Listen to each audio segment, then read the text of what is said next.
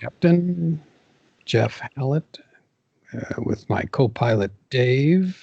And thank you for being on Flight 261 of the Two Half Squads Airlines.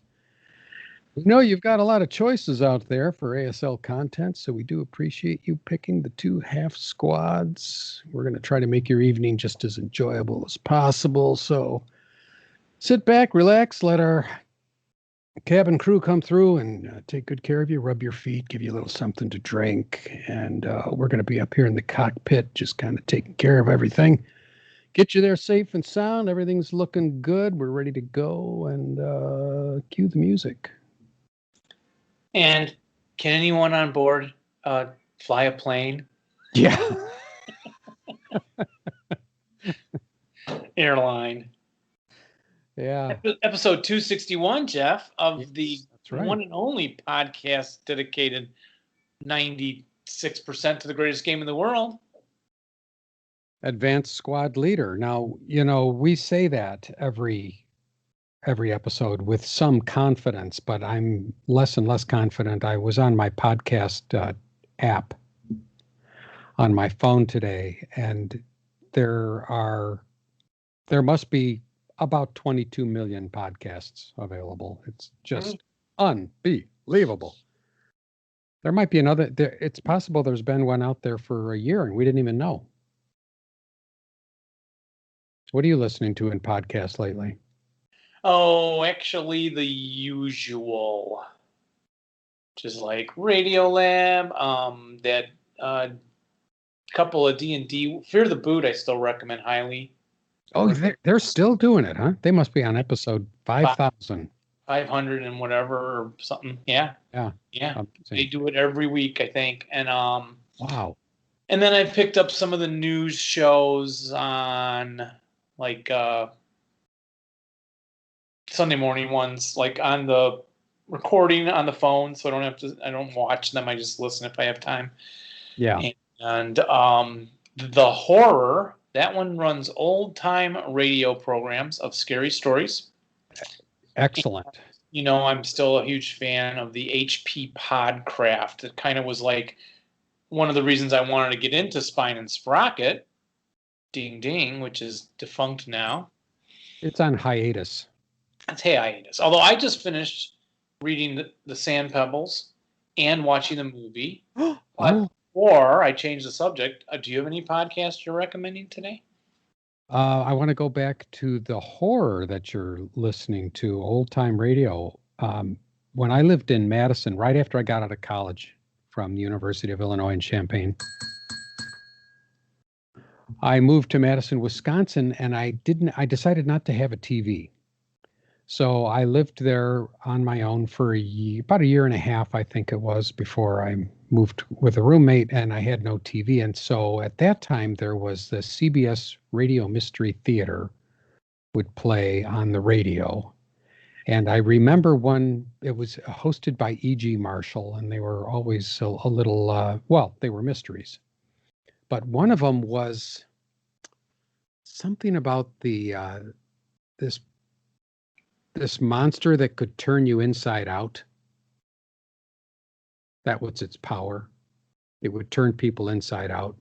And so the sound effect that they used, I'm sure this is what it was like when you take off a rubber glove and you kind of have to take it off over the top and turns inside. I mean, it was hokey, but it was fun. It was fun to listen to. Well, E.G. Marshall is on the horror. So they run shows from the 40s, maybe the 30s. Yeah. 40s, 50s, and even into, I guess, the 80s or 70s. That may have been the stuff you were hearing. E.G. Marshall I'm E.G. Marshall, and then that's our story, blah, blah. And it's more modern-y ones because the whole music is different. You can tell it's synthesizer music instead of the old orchestra that they have. Right. Yeah. Yeah. Yeah. Interesting. I'll have to cue that up. But I like watching and listening to that old stuff. It just harkens back to a simpler time. And Lord knows we could use a little harkening back to simpler times. It's been a little crazy in the world, if I may be so bold. Back in the days when Men were men and sheep were afraid of men. Yeah. That's right. You know, I almost thought you were going to go somewhere with that. A logical uh, second part of that phrase: men are men and women are women. And I thought, don't go there, Dave. I probably shouldn't have even gone with the joke. Yeah. I don't know. It's pretty good though. I like it. Yeah. Well, in terms of yes, the sensory overloads. We're not talking about any kind of ethical thing like people being slaves or Right. not being able to drink out of fountains, good old days stuff, which is always the way we like to bash the good old days because Yes. they're partly mythic. But in terms of a technology overload, yes, and a constant thing going down, it's different. Everyone, I think, agrees with that. Yeah. So let's produce a podcast that'll overwhelm everyone's senses and put on their phone longer. Let's do. And I think maybe we should start by cueing some music and getting to some letters. What say you?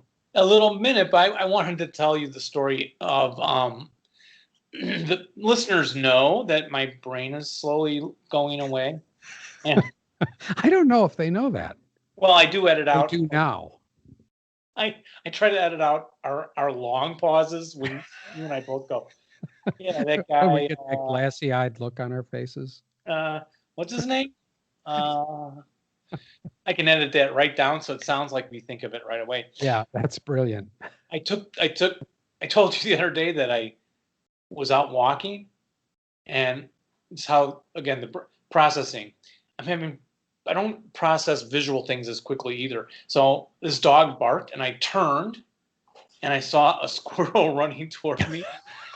And there was a tree in front of me, and for that normal split second when I right away would recognize, oh, that's a squirrel, my body started to run from, I thought it was like a teeny little weird looking dog barking and coming at me instead of the squirrel running, that kind of, but Laura knows this too. When the other day I took out the colander, right? The thing you strain the spaghetti in. Yes. Instead of setting it in the sink, I put it on the countertop. And I just caught myself before I dumped the whole pail of, watery. Oh. I put it on the countertop. And I think it's usually me, but sometimes it's Laura, if she doesn't mind me sharing this on the air. I see her over there. We find food that we meant to put in the fridge, in the Tupperware, back in the Tupperware drawer. Is that? Oh, yes. Yeah. Does that happen to people out there? Yeah.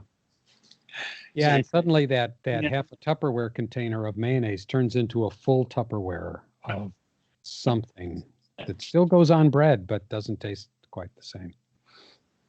Tastes more like yogurt. Well, I don't, Dave, honestly, I don't think that's the result of getting old. I refuse to think so. I think it's just because we are all suffering from sensory overload, and we just get a little misfire. I'm sticking with that story. Yeah. Well, I'm sure that partly is true also. Yeah. The busier we are and the faster we're moving, the more likely we are to make those kind of mental errors. But I would advise you to not go walking on your own anymore. Maybe you want to hire somebody to go with you. Today I walked with my son Aaron, with umbrellas. Yeah. 6 feet apart because he's all quarantining.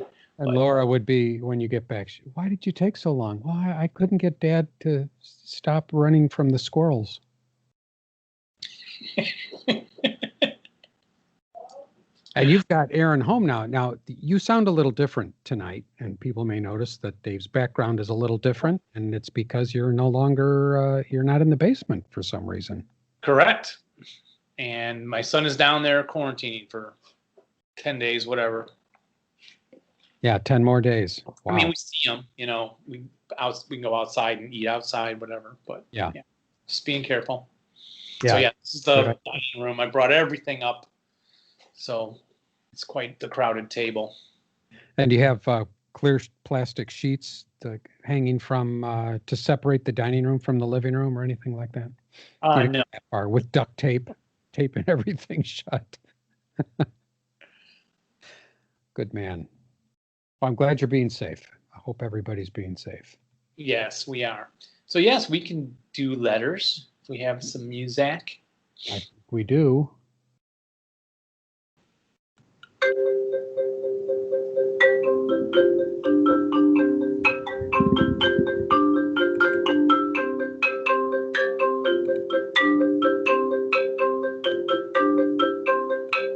We appreciate our patrons extraordinarily, I would say. And we have gotten a few new subscribers on YouTube. So people, if you want to watch us, go check us out over there on YouTube channel. Although we're posting a little slow because I have technological problems until I get my new computer. So, but they'll all get caught up typically eventually. Do you have a letter there, Jeff? I do. Let me pull it over to my main screen here. So I'm looking into the camera. I notice how different my face looks. Everybody probably notices I shaved my beard. And I want to hurry up, and your head looks great, by the way. Thank you. I'm very bald now. But I notice how different my face looks. It's like you can see everything. Yeah, it surprises me still every time, Yeah. see you again. I'll get like today. It's like, oh yeah, he shaved. Forgot. I shaved today. I hadn't shaved for about 2 months, but I did today for some reason. It was just bugging me. I'll probably let it grow back. But anyway, letters. Here's a letter. Another fun episode to listen and watch. You guys should do a live recording again soon and get people on the live chat to comment. Looking forward to the next episode. Stay safe over there. From Vlad C. Thank you, Vlad. And that is a good idea.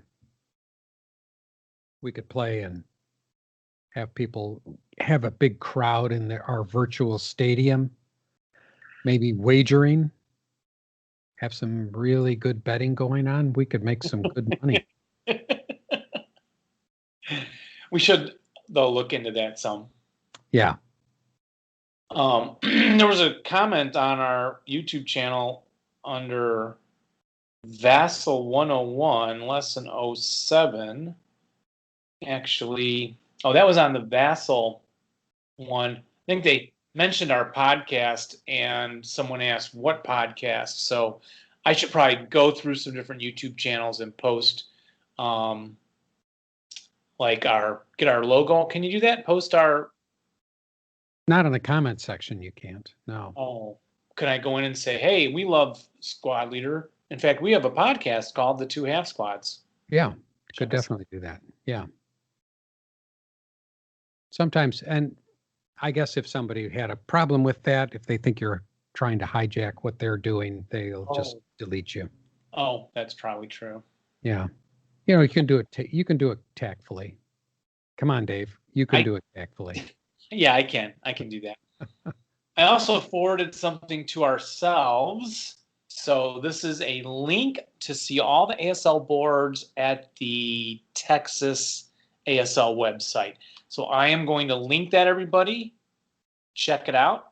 And what is it exactly? It's just a way to scroll right through all the boards visually. Oh, wow. Yeah.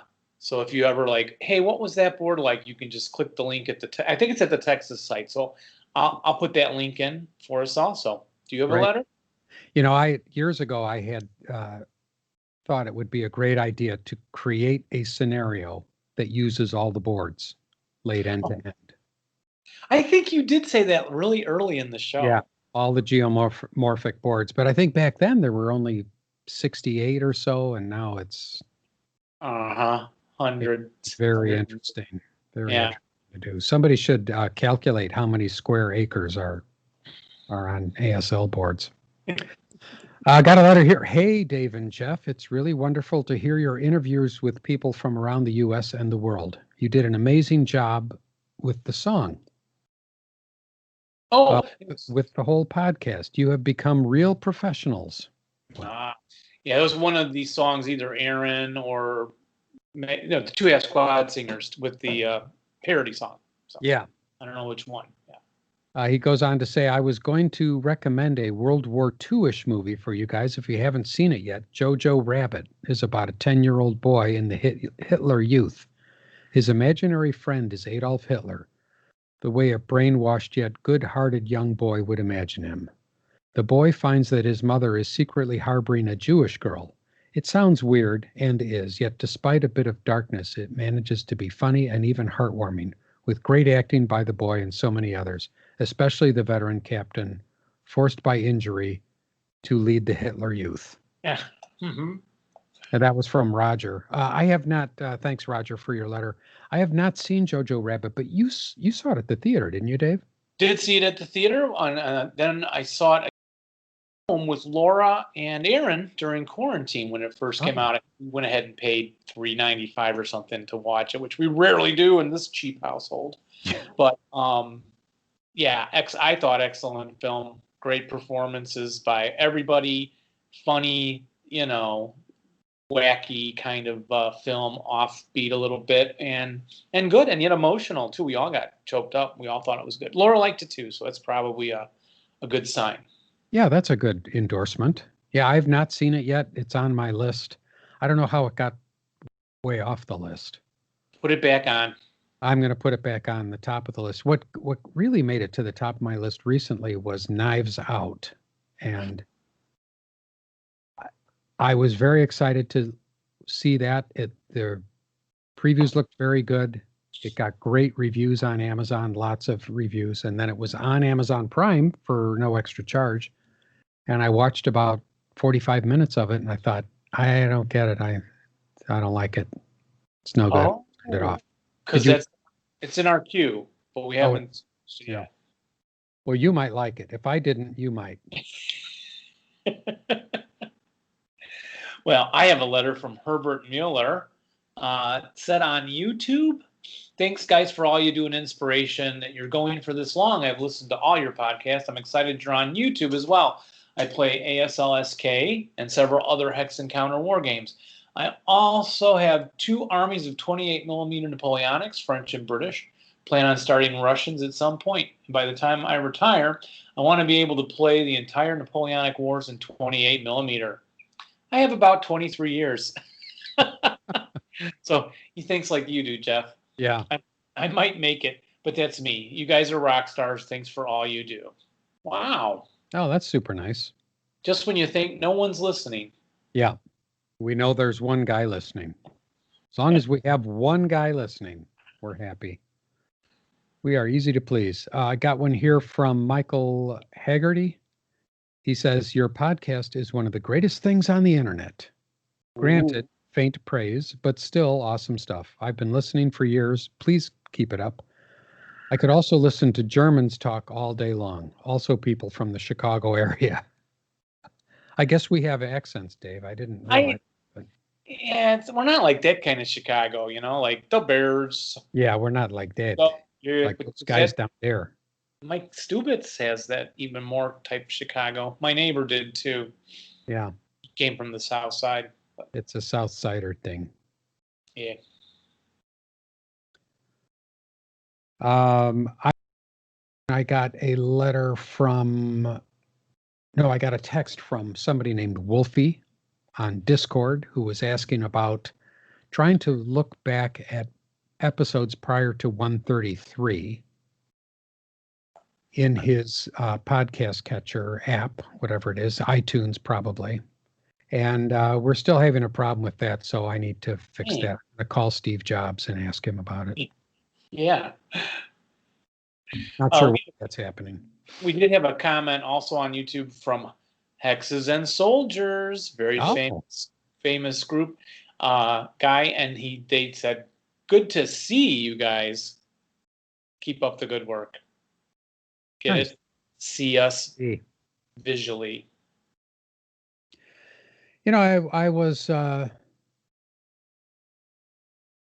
summoning up remembrance of things past the other day during a quiet moment in my day, and I was thinking of a lot of the people that we don't hear from anymore. And I was just appreciating them for all the years that they used to write to us, and just hope they're all doing well. I was thinking of guys like Mark Humphreys, and others. Now I can't think of any of their names. But all these guys that used to write really regularly, and we Man, do. go.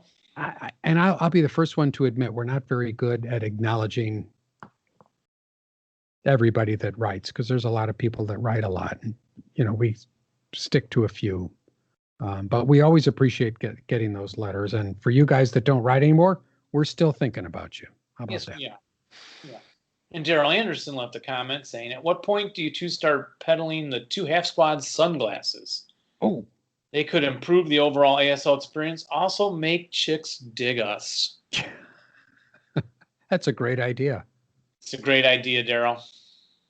I'd like to write the rules on the inside of the glass so that I can quickly scan without having to pick up the manual.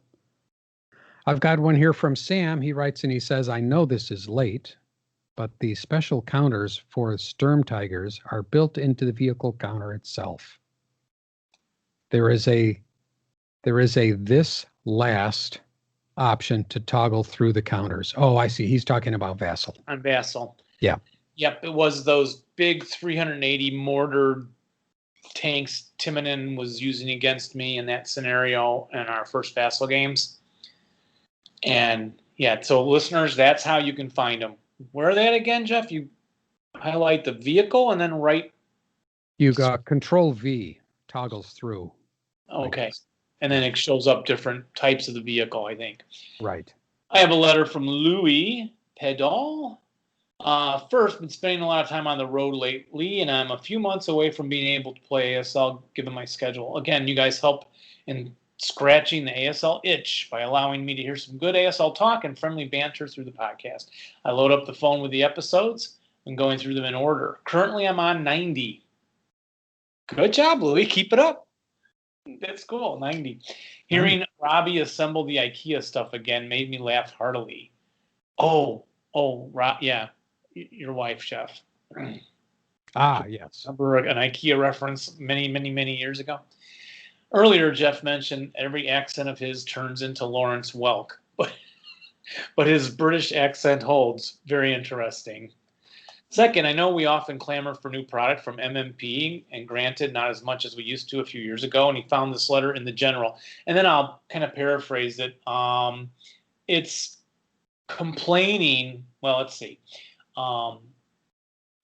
It says, excerpt, is squad leader destined to become another Panzerblitz? Must we be forced to make new map boards? Squad leader is beginning to slip into the abyss. And I'm not knocking the games. I only wish Avalon Hill would expand the scope of the game as they promised. So, yeah, be careful what you wish for. Yeah, really, it's run amok.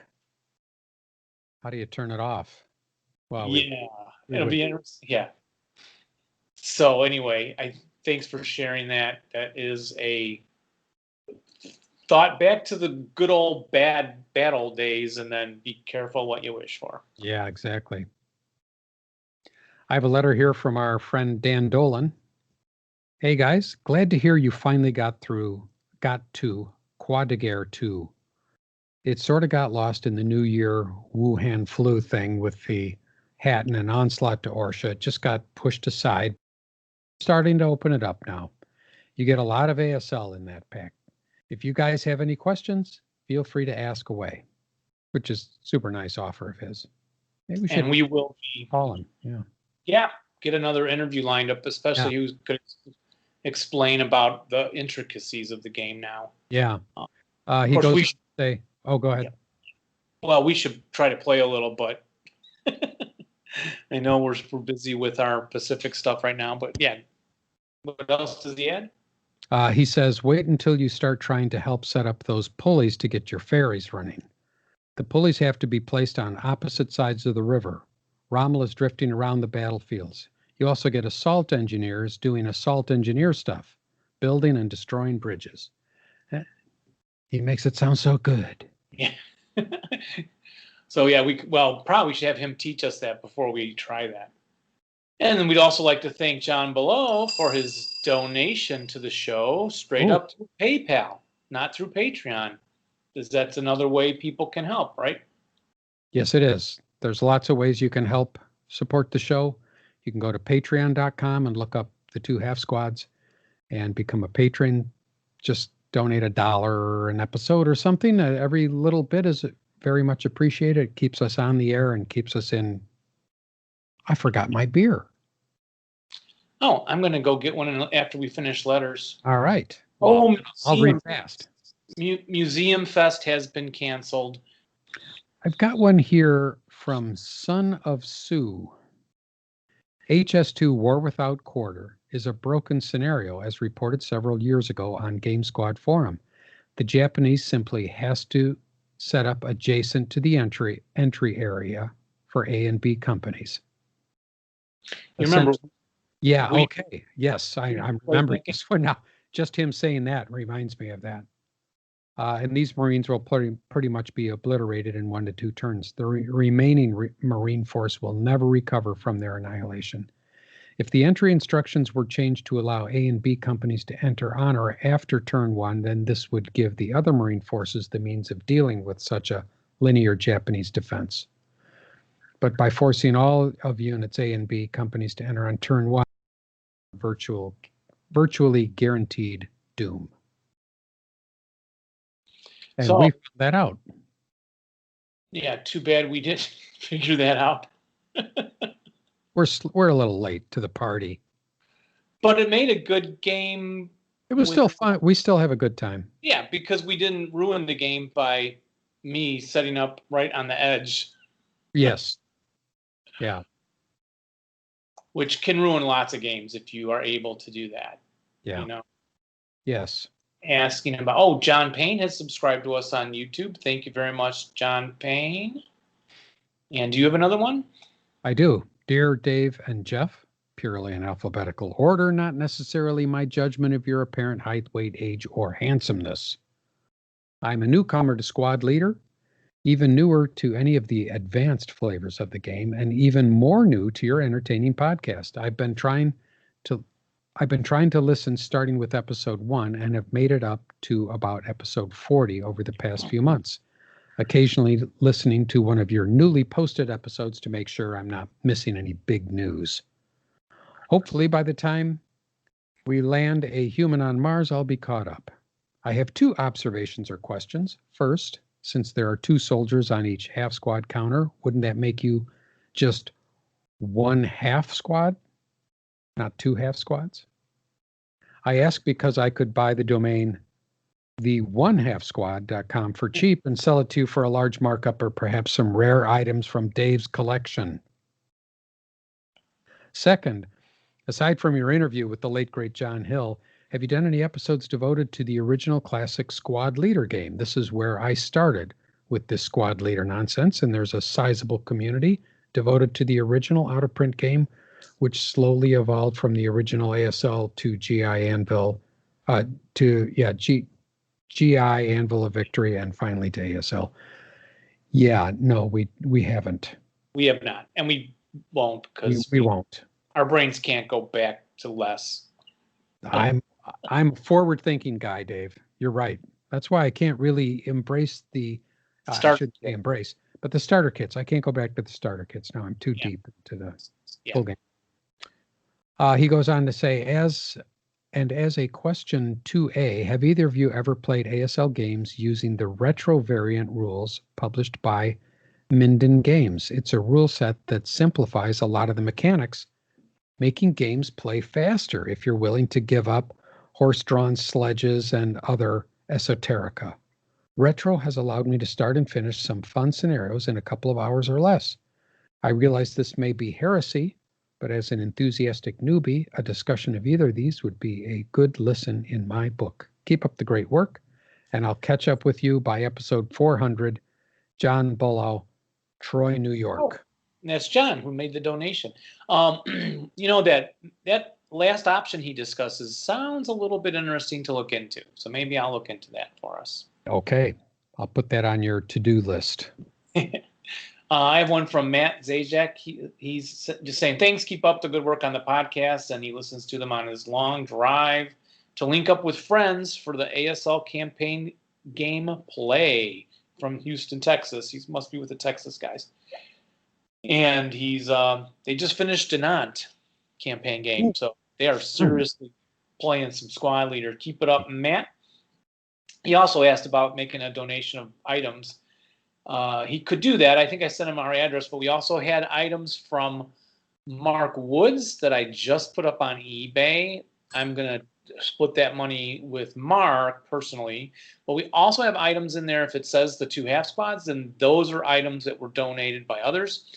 And those, if you guys buy those, that would support the show. So That's great. Another way to support the show. Go to eBay, look for our stuff. right, this will air December 1st. There'll probably be some stuff left over, or we'll add some more stuff. So Now, I'm not an eBayer, Dave. How would they do that? Would they just go to eBay and look up the 2 half squads and it would come up with us? actually, I think you have to. No, you know what? I should have put it in the title. I'm not sure I did. I think I might have put T2HS in the title of the item. But if you just search through all the ASL stuff and scroll through, I know it's in the description. Maybe I'll. But they could locate you as the seller, and then just look at all the stuff you have to sell. Yeah, Dave K 1206. Dave K 1206 Yeah, on eBay. right. That's your handle. Okay. Okay. Terrific. Good to Yeah. know. Yep. You have another? No, I'm out of letters. Well, good, because let me check this out. Alan Hume wrote again and says, hope you're well. I have a good couple of days here. Play testing for Alan Finley with his buddy John. And so just glad to say things feel like they're moving forward on that play test. There's a lot of work to do. Bought a copy of Swedish Volunteers for Ali. You know Ali, we interviewed. I still owe him for clipping my copy of Quad de Guerre. And he says, I got it from Second Chance Games over there. Said he just heard over Facebook that Hollow Legions could be delayed. I think I heard that also. I'm not sure. And maybe King and Country might come out in January. There's this also Manila historical ASL game coming out that Mario, his friend, says is going to be super cool. Manila historical game, big city fighting in the Pacific. So I'm actually kind of looking forward to that one. Yeah, that's great. Pete Phillips having a birthday, and we got it. Pete still thinking about coming on to the show. He doesn't do dispatches from the bunker, right? He does view from the trenches, I think. Okay. Yes, right. Yeah. So we'll try and snag him yet by nagging him. Yeah. To come on to the show. Also, Darren Knuckles subscribed to us on YouTube. And we had a contest, Jeff, giving away Best of Friends. And pick odd or even, and I'll tell you who the winner is. Odd. Got to go with odd. Odd is Greg Estvander. You are the winner of the Best of Friends pack. I'll email you and you can send us your address. We'll ship that right out to you. Look at that. Something good did happen in 2020 for Greg. It did. A memorable year for him. Where did I put that pack? I got all this stuff now that's been up on eBay, and we'll find it and we'll ship it right out. Okay. That's good. That's it for letters? That's it for letters. Thanks, everybody, for writing. We appreciate you, and for all the, like I say, everybody that has ever written us, and all of our friends all around, Dennis and Perry and Rich and everybody. Happy Thanksgiving to you all. I didn't want to wait till the end of the show because most people tune out before then. Right. But it is tomorrow is Thanksgiving here in the United States. It's a great holiday. I think everybody should celebrate it. Let's not be political about it. Let's just have fun and play ASL and eat some turkey. So happy Thanksgiving to all. Funny, I had to cancel my Thursday night ASL game with Dave. Oh no. I have to move it to Friday or Saturday. So yeah. Were you able to, you're going to be able to squeeze that in there? I don't know. I'll see what he says after the show. Yeah. Okay. Were you able to locate a beverage, Dave? I was, sir. Oh, Leinenkugel. That's on sale. Der Leinenkugel. Honey Weiss. I'm drinking vodka a little bit. Can we do this? I think we can. It's a family show. Oh, by the way, there's a the shot glass up on the eBay. Oh, and are there shot and glasses? Okay. and I don't know if these will be gone by the time the show airs, but Oh, and a set deck of our OBA cards. yeah, haven't been Very, seen for very years. fancy OBA cards. It might be gone by the time this airs December 1st. Who knows? If they're not, jump into eBay.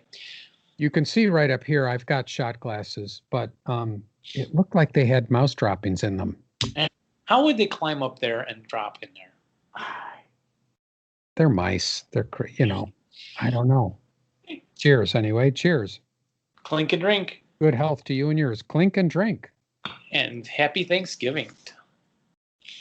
Oh, it's getting better by the minute. What have you been playing lately? What have you been playing lately? Well, Jeff, I've been playing. What was I playing? HS9? Shoot. 31? HS 31? Thank you. What's the name of it? Oh, the speculative something. Shoot.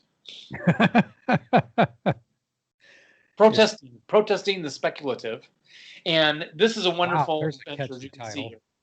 So the British come on, both at the top on the green arrow and on the right and the bottom right and the lower other green arrow.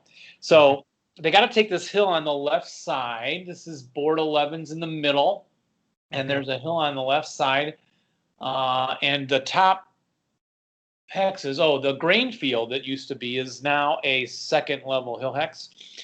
And the British Canadians have to clear everyone off of that hill. So the Germans have some 88s. We gave Dave Timon an extra 88. It's hidden on the board that people are seeing there on YouTube. But he put one gun right up there in T10 on board 11. The Canadians have to come on in this convoy, so that's why we're all lined up coming down the road. Oh, I see. Okay. And we should mention for people that are listening, we're showing this a vassal board, and so if you're not watching on YouTube, you are missing out. There you go. Although I will post a picture on the. Oh, good man. Okay. Post. He at the bottom. There's a force that comes in. He lightly defended that, as you can kind of tell. This woods on board 5. Okay, so now I guess if you want to click through this, this is a vassal log.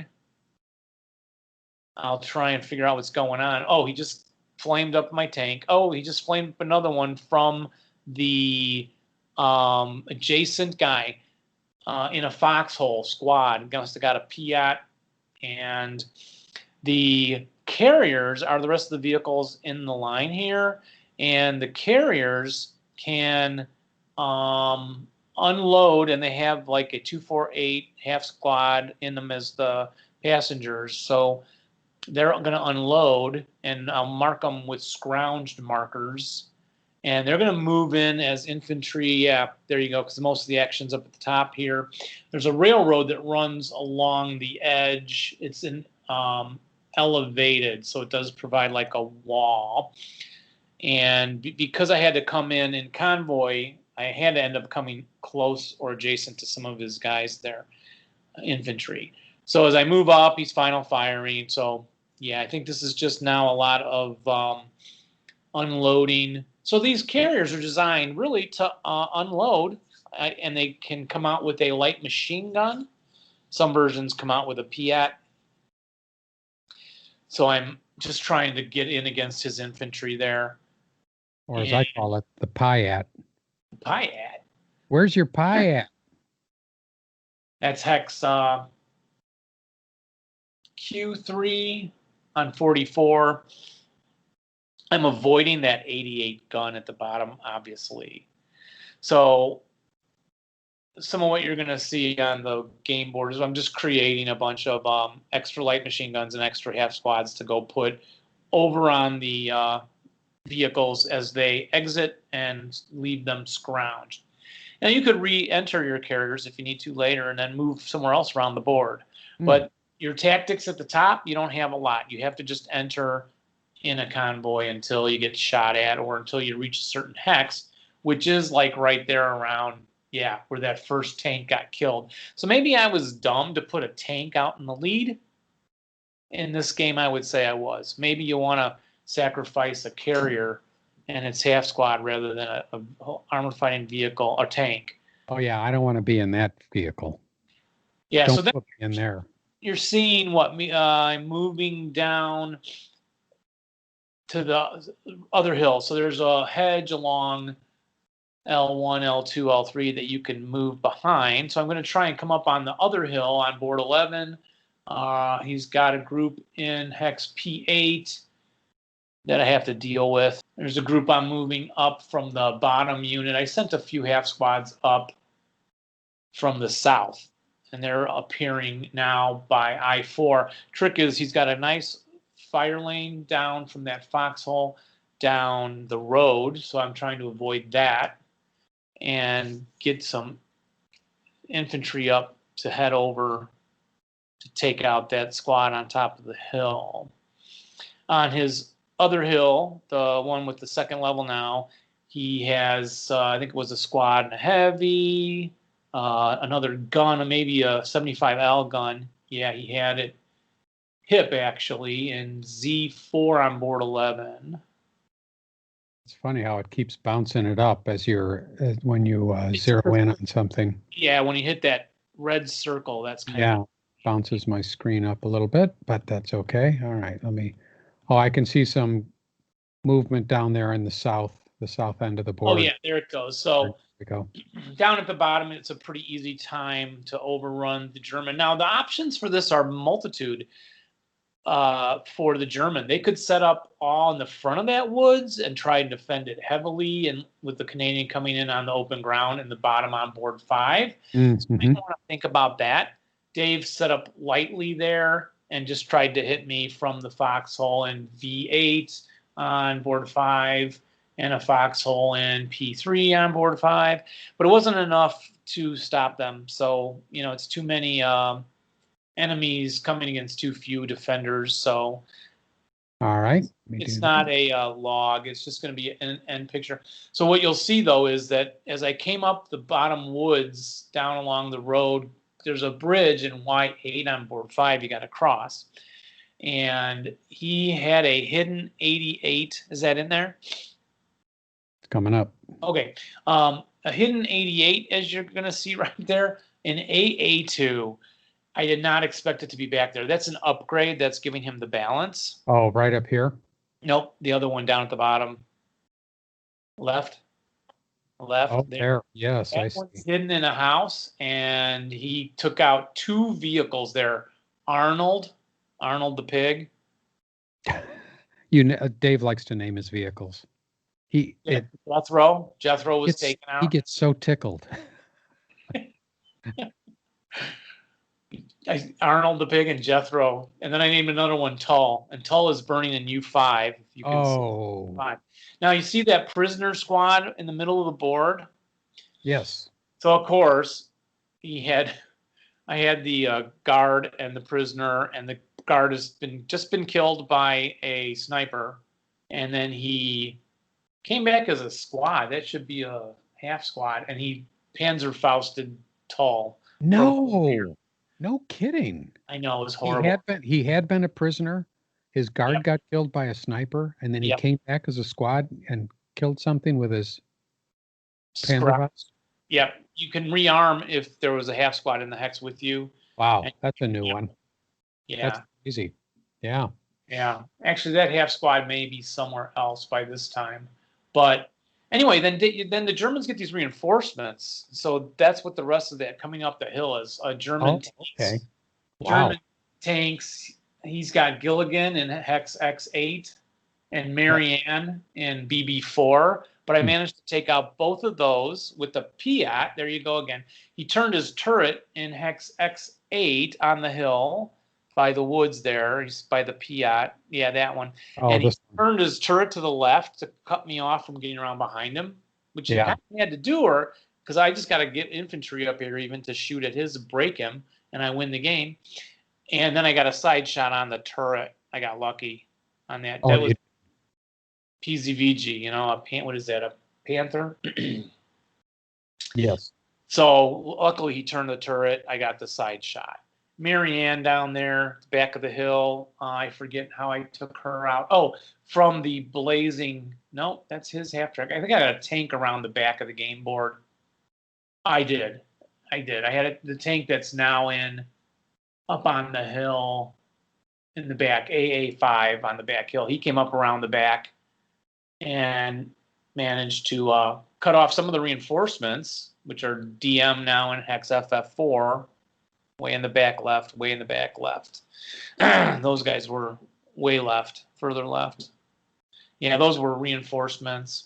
And then you could see at one point I thought it was going to be a lost game, and instead I managed to jump into the melees there and break all of his squads right at the last turn. So Wow. it was exciting. We liked it a lot. Again, you got a lot of you don't have options with this caravan coming from the top, but you have a lot of options as the German to set up closer in the woods, forward front to slow down the bottom group, and you get a reinforcement group too that you got to think about. But holding that hill is the key to the victory. Sorry. Seems like a lot going on for 8 turns. It really kept you guys busy. We played over several sessions. Yeah. And yeah, it seemed like a 10-turn game. I kept thinking it was a 10-turn. And then I was like, ooh, wait a minute. It's only, you said it's 8? 8, yes. Yeah, I think it was like turn 6. I'm like, well, I have 4 more turns. And then Dave's like, I think you only have 2. I was like, oh, I got to go. Yeah. And so, yeah, you could easily run out of time in 8 turns to clear those hills if you don't end up being somewhat aggressive. Yeah. Which is good. That's the way it should be. You should be, nobody likes those games where you're just sitting waiting for something to happen. You should be moving.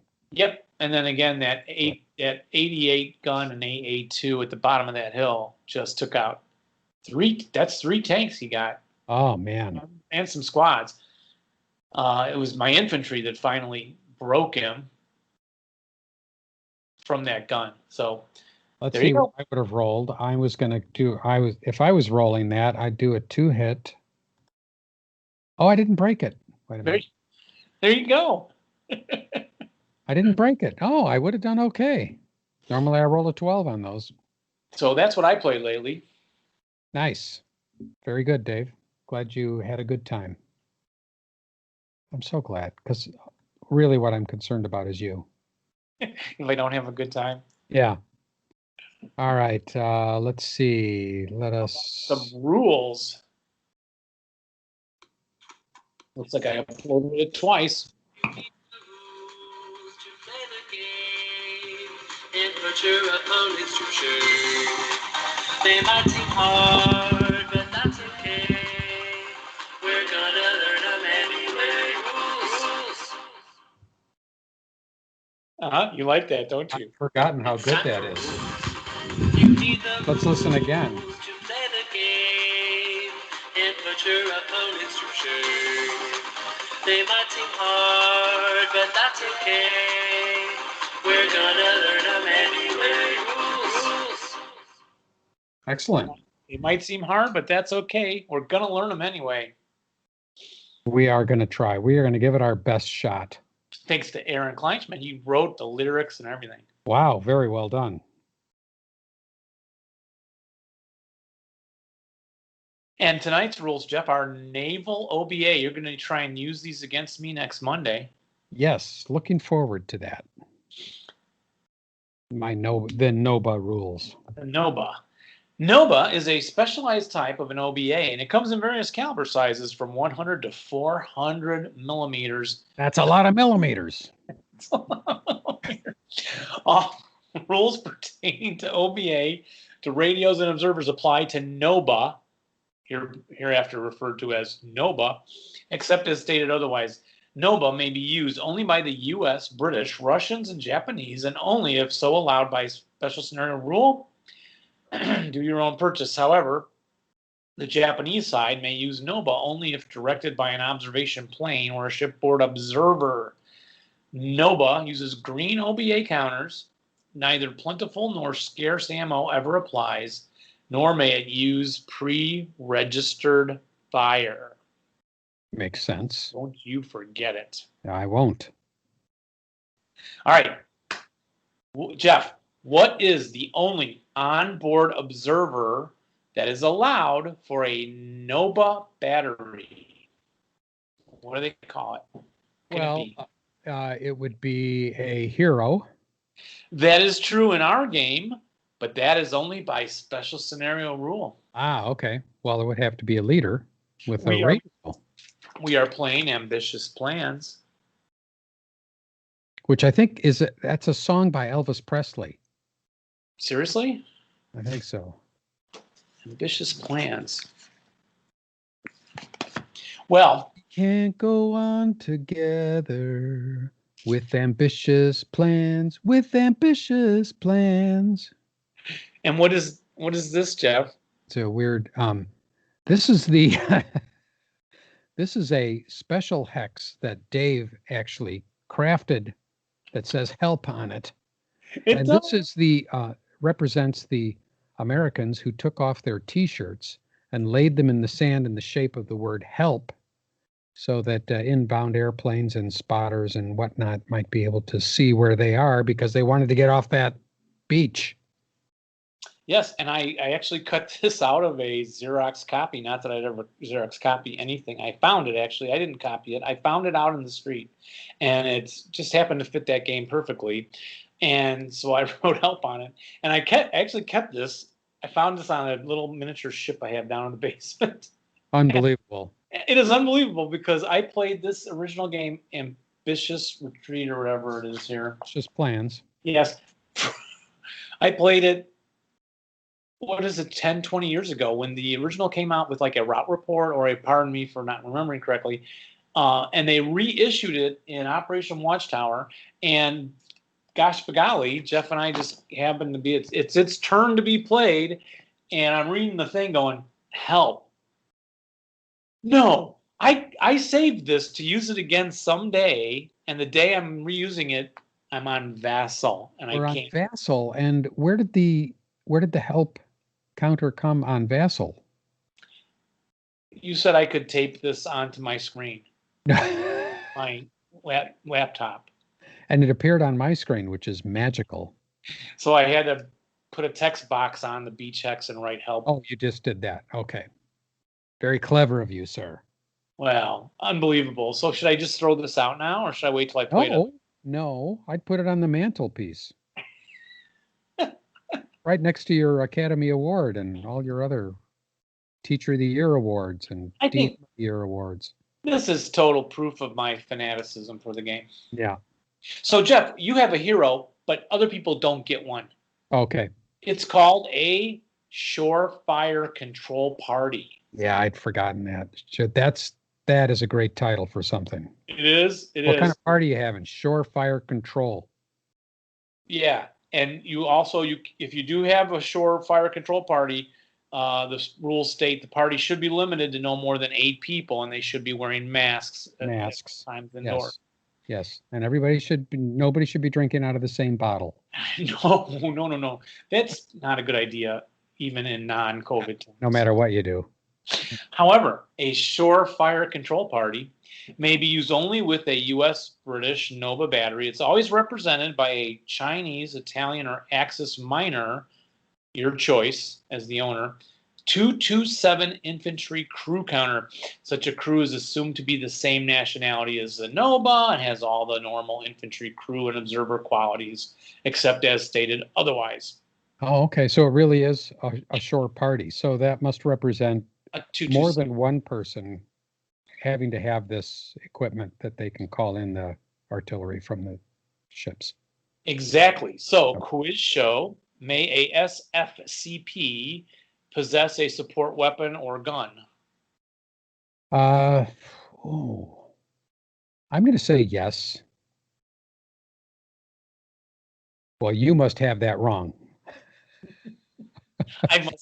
Dave is shaking his head as if I'm wrong. And how can that be? Boy, 2020 it's been a tough year. The only thing they can have is its inherent radio. Okay. Yeah.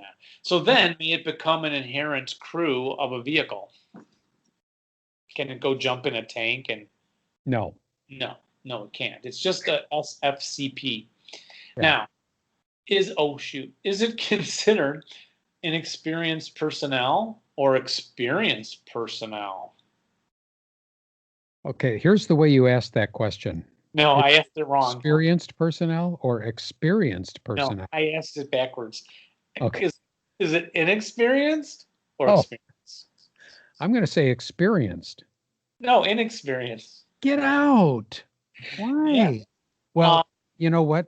I guess the reason why I answered that way is I can't remember what the downside is or the particular attributes of inexperience, but I'm guessing it has something to do with that. Oh, right. They're like the green or conscripts. They're considered that way, and I agree with you. I guess it's probably they're not trained soldiers. For combat. They're probably their training, I'm guessing, is different because I would think they'd be inexperienced like conscripts or something, right? Right. But they are actually inexperienced. Okay. However, it does not lower the breakdown number of its radio. Like inexperienced, lower the breakdown number of stuff, which I always forget. An SFCP that sets up on board may use hidden initial placement as if it's manning a field phone. Yeah. Ring-a-dingy. Yeah. 2 ring-a-dingies. Dang this field phone. What is the casualty victory point value of a SFCP? 2. That is correct, sir. 2. Yeah, it's like a crew. Now, an SFCP is assumed to possess a 3 portage point inherent radio. Ooh, that's heavy. It does, that is, thus equaling 8 portage points for passenger purposes. May it transfer the radio, or give it to someone else? No, they cannot. Yeah, that's correct. So, if the SFCP is captured or eliminated, is the inherent radio also considered eliminated? Yes. Yes, you just don't mess with it. Just track those boys down, get rid of them, and it's gone. Yeah. What is the radio's hereafter referred to as an FFCP radio, a contact value?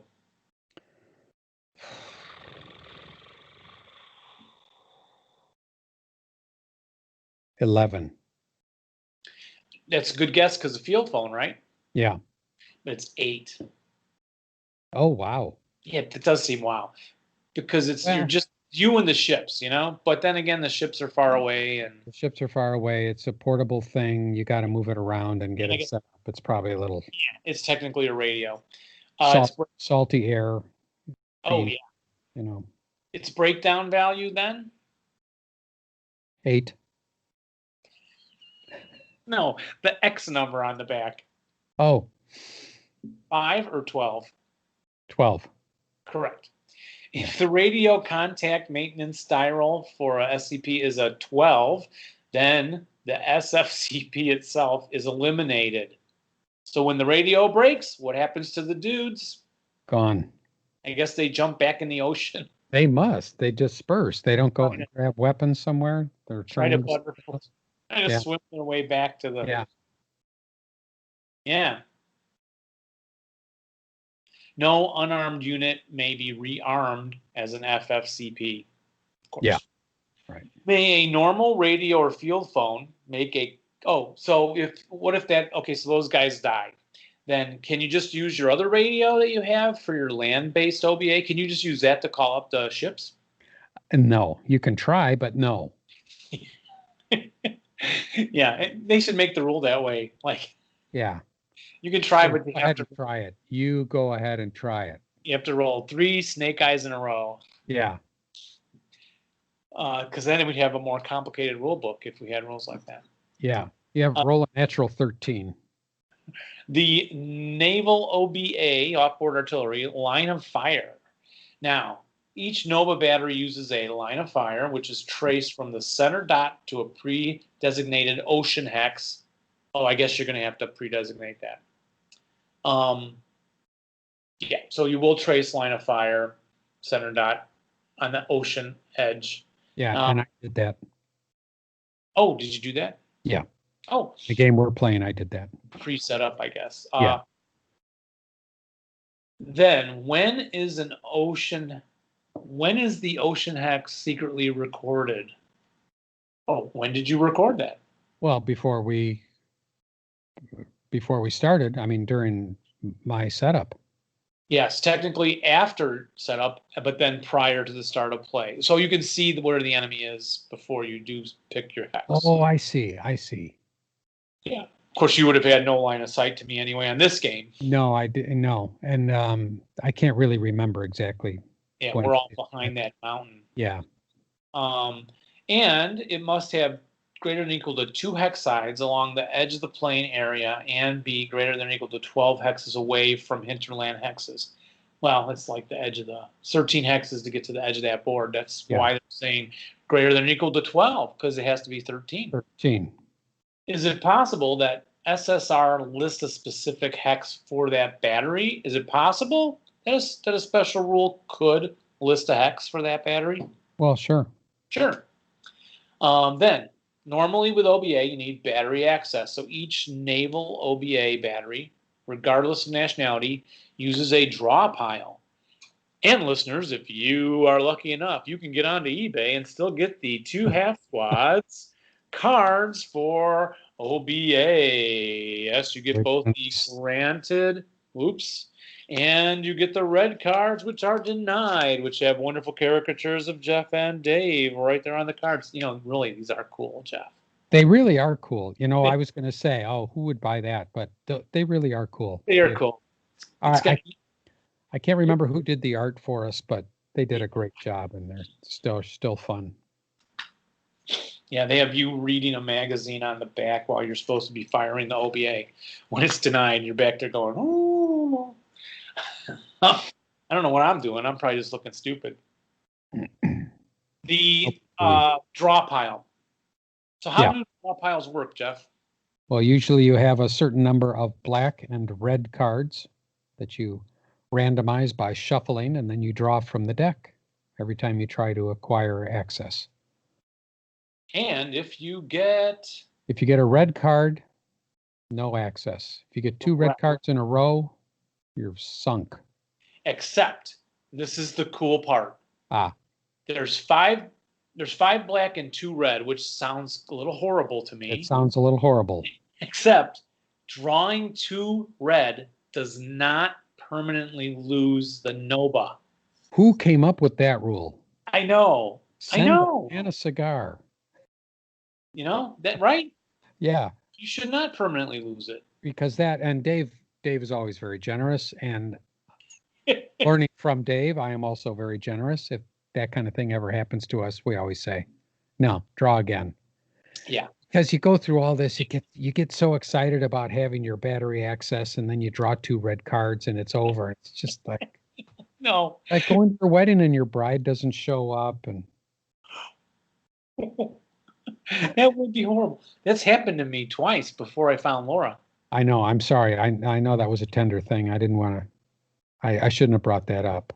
I hate to see a tear in your eye when we're trying to have a nice time here. Elaine. Yes. Name that movie. Yeah, The Graduate. Got it. So whenever whenever